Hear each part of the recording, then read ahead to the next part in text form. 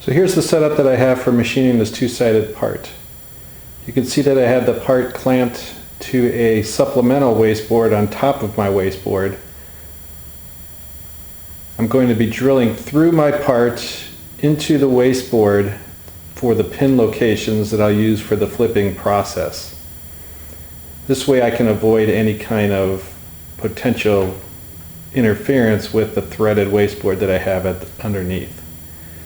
What I also do in a situation like this is I'll run a contour tour path around the top here and just cut air just to make sure that my tool doesn't hit any of the clamps that I have on here. Just a kind of a safety check that I usually do for something like this. So now that we've got our setup all ready to go, we'll zero out our part and we'll cut our first set of holes for the pins. Okay, I have XY zeroed on here, and now I'm just going to use a probing operation to probe my Z height. Here we're using carbide motion as part of this process to do that.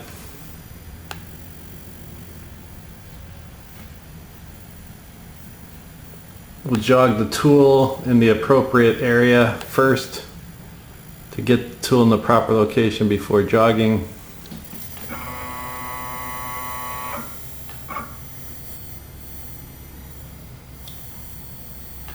We'll get the tool fairly close to the surface because there is a tolerance that you need to follow for doing the probing. It can't be too high or else it won't complete the operation.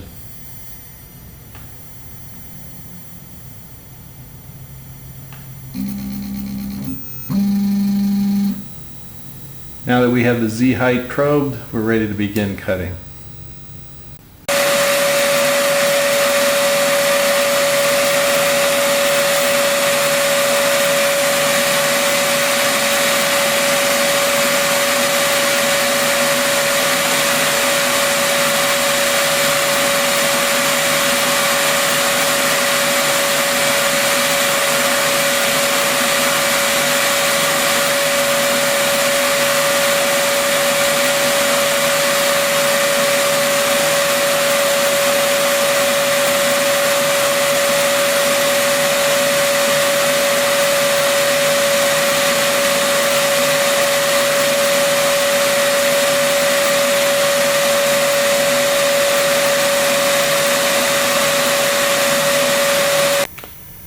Now we're ready to do the adaptive tool path.